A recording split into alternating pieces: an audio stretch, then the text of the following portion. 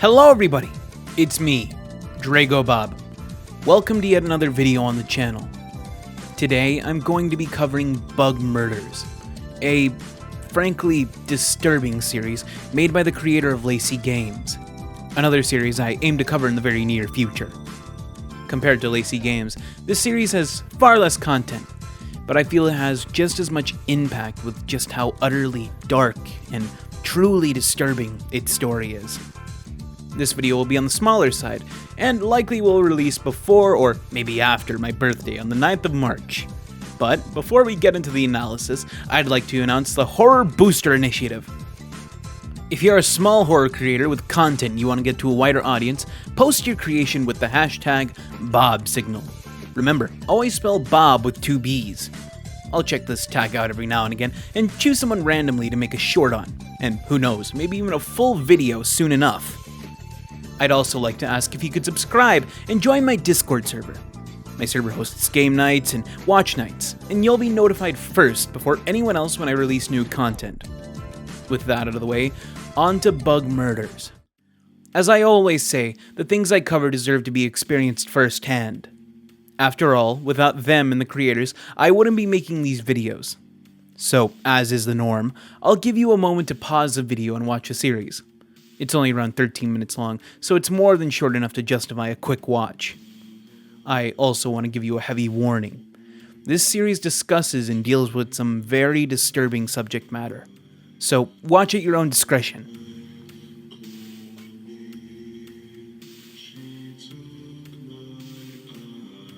Welcome back, if you even left, that is. I assume if you did watch, you understand why I called this series disturbing. With that, let's move into the first episode of Bug Murders, titled Bug Murders 1, Ant Girl. Before we move on, however, I'd like to issue the same warning shown in the description, one that also has a fairly deeper meaning as well. Noises and imagery of various insects, censored gore. This is a story about serial killings, but not about the serial killer. This is a story about the bugs. As you already know or may come to find just like me, the wording used in this is dehumanizing. And I'll get into the whys soon. Before that, let's actually look at the first episode. Ant Girl opens with a shot of 2 dumpsters and a cityscape in the background. A person is also singing, which feels somber, like loss. It's soon after this we're given a date. November 13th, 2004. A foreign serial killer is detained in Sao Paulo, Brazil. This is followed by a police database shot of sorts. Quickly on screen, this text also flashes, reading, "I lie on the floor and close my eyes, imitating a corpse. Like an anxious vision of the future, my arms covered in rust, oozing from open wounds like bark. All of my joints begin cracking, popping, and snapping one after the other in a chaotic cacophony of misery and pain. My eyes bleed, a red fountain rushing down my cheeks. I see crimson and nothing else. Suddenly the pain comes in waves. It comes and goes. Chills and excruciating forces run down my body from the top of my spine to its very end. I can't cry any more blood, since I've run out of it. My veins are empty and dry and sore, shriveling up onto themselves. I am now but a corpse, an object, a barely recognizable bloody mess of meat and hair, and remains of assorted organs that stick to the floor. I feel numb. I feel nothing. And through all of my pain and suffering and agony, I am finally free." This paints a horrid picture in my mind. The fact this section is focusing on the suspect in said murders makes it all the more apparent what this gruesome poem is representative of. Though I'll save the finer details for later. For those who didn't watch on their own, of course. Continuing on, the one working on the PC accesses the killer's file. With some lighter and, of course, disturbing information, we learn their name is Charles Ashworth. The date they were taken in custody being the same as the one I mentioned prior. November 13th, 2004. The police estimate their victims are around 11 in number, though they only have 4 confessed of that number. While their face is also blacked out, for a moment the veil is stripped away and we can see the monster beneath. This isn't the end of what we receive, as we're soon brought headlong into an interview between a police detective and Charles themselves. I'll allow it to play in full now.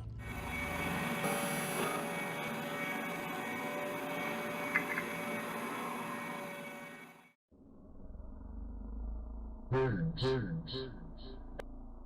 I don't remember their names. Why would I? I saw them, and I knew they would get there. It was like killing an insect.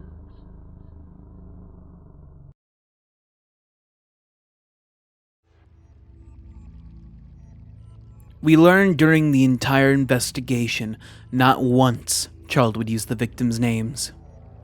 Instead, they would only refer to them as insects. The only names he gave the 4 being Ant Girl, Fly Girl, Beetle Girl, and Cockroach Girl. While each introduction should also contain their real name, bizarrely enough on each profile their names are scribbled out, instead replaced with the demeaning name Charles gave each. The way they so nonchalantly talk about it is chilling to say the very least. Not in the, oh, that's creepy way, but in the, there's something deeply wrong with this person. The way they look like an actual monster. The way they refer to their victims as insects and view their lives being taken as trivial and inconsequential as squishing an ant underfoot. The fact that after this, we spend the rest of the video exploring Ant Girl's life is all the more heartbreaking. So let's continue on. We learn Ant Girl passed on at 28. She was the daughter of Japanese immigrants, and she worked 2 jobs as a single mom and had a son early on in life. Her co-workers described her as exceptionally intelligent, especially in regards to their one passion in life, programming. We are then shown footage of her birthday, each of these screens accompanied by a picture of them in their day-to-day life. In the top corner of this video, we even see a message from her mother and father reading, "To our dearest, happy birthday from Mom and Dad. As if it were yesterday when you ran through the gardens back in our house. Do you even remember? You wanted to know the name of every animal, of every flower. You are so smart, and your future is so bright. Darling, best wishes from us both." We also hear more of her childhood after this. "I had a great childhood. Everything fascinated me so much. For my son Cole, all I wanted was to give him the same. To fulfill all of his child curiosities. Just like me, he questions everything. It's an awful cliche to say, but he's growing so fast. I'm so proud to mother such an intelligent, kind soul. One Christmas, I recall I got a mouse that fit my tiny computer-curious hands. It was also the last Christmas with my dear late grandmother. She had told me I'd grow up to do amazing things. She could feel it." But that wasn't meant to be. As we see in the next scene, behind her in an alley, is Charles. It's only here at the end of Ant Girl's life we discover their true name, Alex Degano. They lived from 1973 to 2001. It's a true shame what happened, but things get all the worse when we think back to the message we saw earlier. If anything, it's a more artistic representation of what she went through in her final moments at the hands of Charles. Though we receive another message just like it in the next section, and I believe it completes the message we received before. "The sun made everything golden for a split second. My eyes cold, my breath uncertain. They kept on interchanging, flashing danger and salvation. I laid down onto a bed of flowers. I looked." The scene following this is truly bizarre. The title of this section is Last Moments, and as expected, it chose just that. a vivid, strange musical representation of Alex's last moments on this earth. For most scenes we can gather, this follows Alex's end-of-day routine, with them walking home from work while texting their son Cole. We again see them in the subway, presumably about to hop on a train to head home. Though she never does make it, as we hear two police codes repeated multiple times through this section. Police Code 1197 refers to a time and security check on patrol, though the more important of the two, Police Code 1054, refers to a suspected dead body. The final lyrical section likely comes from the one who reported this finding to the police. Her head was discovered in the dumpsters. We saw at the beginning of the episode, too. We don't hear anything about a body, just that yellow liquid oozed from their eyes, and ants crawled all about her head. And with that, this is the end.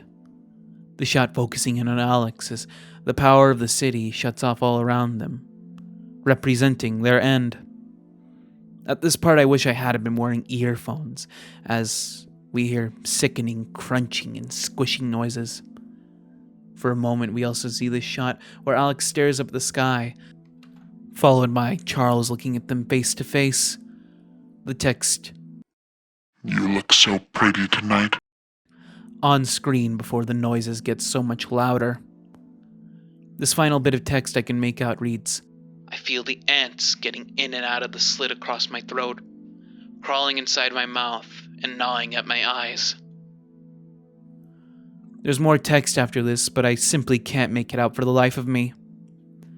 This first episode deeply unsettled me, watching it all on my own. Just how deeply we dive into the theme of dehumanization made me sick to my stomach. The vivid scenes painted in my mind from the text, ideas presented, and sounds shook me much harder than I would have expected after everything I've seen on my channel. Charles is a very sick human, and I can only wonder what horrid things happened to make them like that, if anything at all. We still have one more video to cover, so let's move on to bug murders. Fly Girl. This video begins with a message, a rather disturbing one when you begin to understand the meaning. For long I had had a god above me. He watched from behind a curtain of smoke. With time I came to find I was not his daughter, and with that I wasn't the daughter of anyone anymore. From God I turned to men, and I saw men come and go. The chandelier wavers. The bed creaks, echo into an infinity beyond the ceiling of a dark motel. No God is to be seen. I am a woman of sin. I am now sin itself. What I take in is always rotten, and what I give out is rotten too. Such a corrupted life is easy to throw away, and that's what I was planning to do. You came around and you decided you wanted to play God for me. You wanted to be the Lord I was missing, the Lord of the Flies. From my cracked and mangled body, I emerged as a bug, one that will forever haunt you. But I ceased to be human. I was a bug before you came. I was nothing. But now I am your nightmare at night. I will forever haunt you. This is then followed by a section titled About Fly Girl. Just like the last episode, this also presumably relates to how they passed. Hello? Hello, good evening. I'm a gatekeeper. I think someone fell from one of the apartments. Someone fell. Oh God. A woman, yes. She's on the ground. No, I don't think so. Hurry. She's still moving, but she's very hurt, and I don't know what to do. Okay. Okay, thank you. Okay. This one is much more direct than Alex. We learn that presumably Fly Girl fell or was pushed from an apartment. Due to the message we saw prior, reading, "From my cracked and mangled body I emerge as a bug, one that will forever haunt you," we can assume that this was her, and she was pushed. This isn't all, as we learn even more about her. In this section, apparently she was only 18 years old. They were born into a family of Jehovah's Witnesses and was disowned at 14 for rejecting their faith. As if this wasn't cruel enough, they were left to live on the street where they turned to work to survive and hopped around motel rooms just to have a place to sleep. And unfortunately, it's quite disheartening. But we read this next. But we won't take long with her story. After all, she was a... And nobody really cares when a... gets murdered. Only pure girls make the news. He has made it clear he hates. Many people do. We, as a police force, will continue to arrest. But the Ripper is now killing innocent girls. That indicates your mental state, and that you are in urgent need of medical attention. You've made your point. Give yourself up before another innocent woman dies. Some were. But perhaps the saddest part of this case is that some were not. The last 6 attacks were on totally respectable women. We'll see more of these themes as the video goes on, but the idea is someone's life matters any less due to what they do to survive is as cruel as what we see next. In this section, just like Alex, we watch their final moments. This time, it's more live action than anything. This interruption is disturbing. While most of it is bizarre, rather creepy shots of Fly Girl herself, we see Charles again. Text above reading, I could make it easier for you. All night I was aching to... like you. You are not the first, and won't be the last. There's something wrong with me. I'm such an outcast. This is followed by shots of Fly Girl wearing a fly mask. Things ultimately come to an end when she's pushed from the top of the building by Charles. We then switch to 2D animation as we watch them fall. Their eyes shut, the screen going black in the end as we cut to a scene showing a fly smashed on the floor. No doubt representing Fly Girl in their final moments during that terrible phone call we read prior. We're then met with these statistics, likely real statistics that have fluctuated in the 2 years since this video was released.